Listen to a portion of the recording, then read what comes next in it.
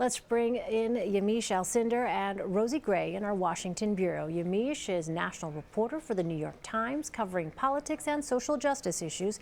And Rosie is White House correspondent for The Atlantic. Welcome to you both. Let me start with Susan Rice. What would it mean, Yamiche, for the Russia investigation if she were called to testify before either of the congressional committees? I mean, it would just mean that they were in some ways doing their homework, and that they were taking seriously whether or not she was in some way looking for the specific people in Trump's campaign to see what their conversations were, and in some ways eavesdropping. But I think that Susan Rice in some ways testified on national television today. She's saying that she didn't target the Trump administration, that there's really no real reason to think that Trump was at all targeted by Democrats or by President Obama for any sort of surveillance. So she's already telling all the investigations, all three investigations, that she's not a part of this, and that she's really not going to be someone that they should really talk to. Rosie, what do you think? Would that be enough? Well, I'm not so sure. I mean, this is a very sort of murky story, despite the fact that Susan Rice did go on at length about it on national television today. I mean, the real question kind of centers around what she wanted this unmasking, to use the term, for. The accusation among Trump allies is that it was for political reasons. She says that it certainly was not. And there are definitely normal reasons for which a national security advisor would request that information. So we haven't really gotten to the bottom of this at all, actually. So you think there could be something perhaps illuminating if, in fact, you're called to testify? Well, we don't really, I mean, there's been no evidence brought to bear so far that she did anything actually improper. Okay, we'll wait to see what happens on that front. Meantime, President Trump and Speaker Ryan had said they were moving on to tax reform. And I'm curious what you think, Yamiche. Why do you think they're trying to revive this Obamacare overhaul right now? I think they're trying to revive healthcare because it was such an epic fail last week to really see this party who built an identity really on repealing or replacing Obamacare let their base down in this really public way. Republicans made a very clear promise to their supporters that they were going to repeal Obamacare, and then we saw last week that people kind of throwing their hands in the air and saying, well, Obamacare is going to be the law of the land. I was out last week talking to people in Ohio, and there are people that really want this to be resolved. There are people that are really upset at the way that things were happening, and that they really want the party to deal with this. So I think that they're feeling some pressure in that way to really own up to this promise. And I also just would add that healthcare is a very personal thing. This is not something like tax reforms where people don't understand. People all across the country understand what it means to go to the hospital and either be covered or not, to be having a baby and to either have things covered or not. And it's very clear that the Republican Party understands that, and I think that's why they're doing this. Yeah, I mean, what do you think about that, Rosie? You think that there's pressure here being felt by both House Speaker Paul Ryan and the Trump administration, the president himself? Well, there's definitely a lot of pressure. I mean, like Yamiche was pointing out, the Republicans have been promising to repeal and replace Obamacare for, 7 years now. And, if they've never had a better opportunity than right now to actually do it. They control both houses of Congress, and they also have the White House. I mean, the issue is bringing together these different factions within the Republican Party that want different things, these sort of restive factions within the Republican caucus in Congress. And that was the sticking point on the previous bill, and it looks like it could be the sticking point on this bill again. Hey, do we have any kind of notion of how things may or may not be coming together, Yamiche or Rosie? Do we have any idea at all? We see the pictures of, the vice president going up to Capitol Hill. We know that there's some kind of effort underway, that discussions are happening. But in terms of whether or not the math is any different this time around so far, do we know anything right now?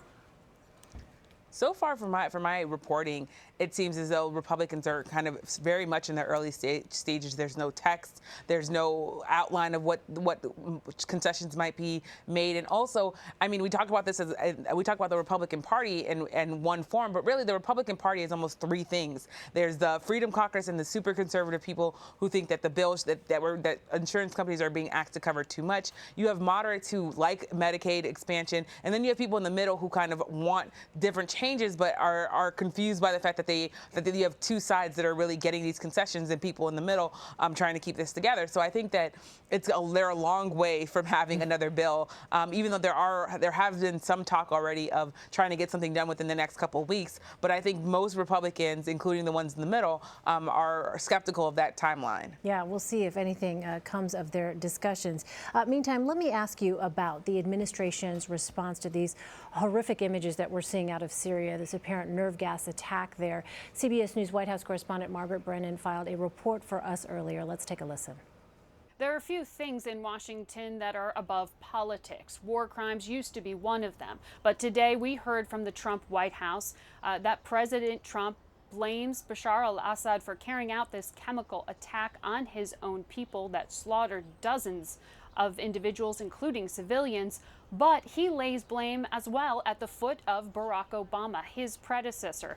In this statement, President Trump did not lay out what he was going to do about this chemical weapons attack, but instead said it was all President Obama's fault for failing to carry out weapons strikes back in 2013 after a large-scale chemical attack at that time, after President Obama had threatened them. Now, this teeming war in Syria grinds on without any clear indication from the Trump administration what they will do to stop the continued use of chemical weapons in Syria. And today, this statement from the White House did really irritate many national security officials who have been deeply critical of President Obama's policies, who say this looks now like President Trump will be repeating those errors, and said at a minimum, in conversations with me, at a minimum, they would have expected that images of children dying in front of cameras with foam at their mouth, of people dying in the streets, would have been a time for President Trump to not use campaign rhetoric, but instead to say what the United States is going to stand for and what it will stand against when it comes to war crimes.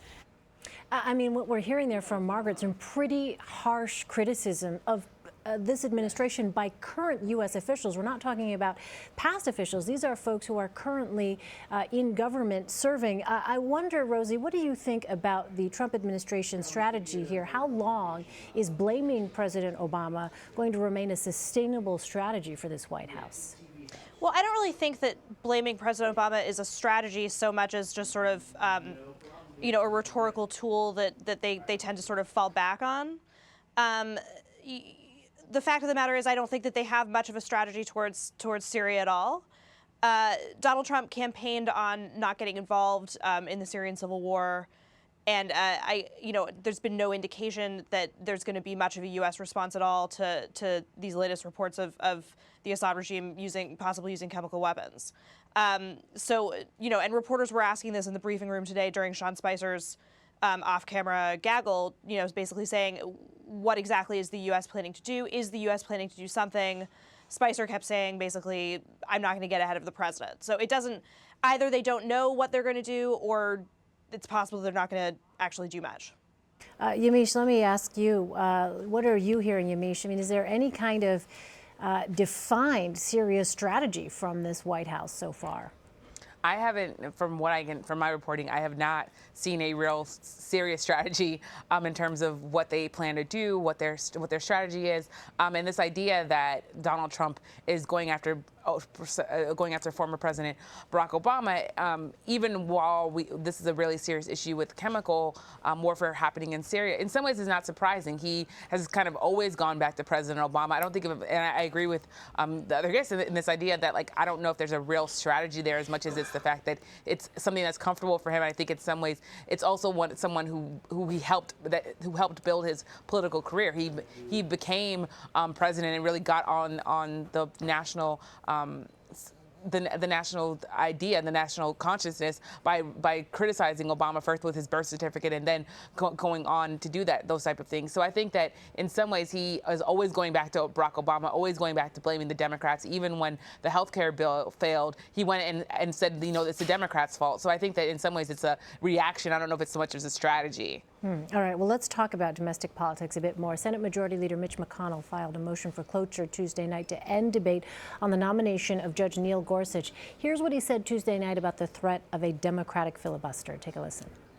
Until Senator Schumer, now the Democratic leader of the Senate, in effect, convinced everybody that filibusters against executive branch appointments were okay. This is the way we did it. It's a fairly recent thing to filibuster executive branch appointments. The Democrats got frustrated after they invented this and broke the rules of the Senate, as you indicated, 4 years ago, to lower the threshold for everything except the Supreme Court. All we'll do, faced with this filibuster, is even that up. All right, so let me start with you, Rosie. What's your assessment of that argument? Well, look, I mean, the fact of the matter with the Gorsuch, with the fight over the Gorsuch confirmation is that he is going to get confirmed. The lasting thing that could be have a lot of significance in the Senate going forward is this rules change that McConnell wants to do in terms of eliminating the filibuster for Supreme Court nominees, and that's something that could really sort of change the Senate and sort of change how how the minority party is sort of able to function within the Senate. So that's sort of I think one of the reasons why this is, even though Gorsuch will get probably confirmed, that this is a really significant story. Yeah, what do you think about that, Yamiche? I think that we're seeing the doubling down of both parties to really stick to their ideals and also give in to the pressure of their base. Democrats, I was on the phone on Sunday with Chuck Schumer speaking to like 25,000 protesters and basically making the argument that they're doing this, one, because they understand that activists want them to do this, but also because they do still feel very angry about Merrick Garland and think that that Republicans in some ways broke the rules by doing that. So in some ways, it's just these two parties. It's really being angry at each other, really being bitter, and we're seeing kind of Washington come to a standstill, and because of that, you're seeing this change in the way that the Senate functions. I think it could have lasting impact, not just on the idea of how we do the Supreme Court, but also how they pass legislation. If the threshold is lowered for the Supreme Court, what other things could it be lowered for? Yeah, a lot of possible implications here. All right, well, finally, let's play a preview clip from CBS This Morning co-host Gayle King's interview with Ivanka Trump. You hear the phrase complicit, that Jared and Ivanka are complicit in what is happening to the White House. Can you just weigh in on how you feel about that? There have been articles, there have been parodies. What do you think about that accusation? If being complicit is wanting to be a force for good and to make a positive impact, then I'm complicit. I don't know that the critics who may say that of me, if they found themselves in this very unique and unprecedented situation that I am now in, would do any differently than I'm doing. So I hope to make a positive impact. I don't know what it means to be complicit, but I hope time will prove that I have done a good job, and much more importantly, that my father's administration is the success that I know it will be. All right, Yamiche, let me start off with you. What did you make of that exchange? I think in some ways she's making the case that when she comes in there, I mean, without saying it, people have seen, and reporters I've talked to or sources that I've talked to see Ivanka and Jared as kind of a force in that administration that is somewhat not liberal in terms of their ideals, but in some ways really checking the Steve Bannons and really checking the administration for it to be too conservative or too out of the box. So in some ways you hear Ivanka saying, I'm going to be doing good. What that means is in some ways is defined. She's already taken up the idea that she wants to work on work on women's pay. She wants to work on possibly fair work issues. So there's this idea, I think, that she's saying, I'm here to make the impact that and make some of the promises that my father made on the campaign trail real, because we're seeing that people like Steve Bannon have talked about this idea that they want to deconstruct the administration and deconstruct the nation. Yeah, Rosie, what do you think? Well, I mean, I think Ivanka Trump and Jared Kushner are very sort of concerned with their image as part of the Trump White House, which is what they are. And I do think, like Yamiche was saying, they have a sort of like normalizing effect as sort of pushing back against the sort of more ideological sort of actors within the White House. In terms of that exchange that you just played, look, it's Ivanka Trump. She's not going to sort of say that she's complicit in anything, because that would be sort of accepting the premise that there's something really bad going on to be complicit in. But it does sort of, the idea of her being complicit does sort of speak to this image of her and Jared Kushner kind of providing sort of like a sort of smooth, sort of marketable face to the administration. Yeah. All right. Yamiche Alcindor and Rosie Gray in Washington, thank you both for your time. Really appreciate it. Thank you. Thanks.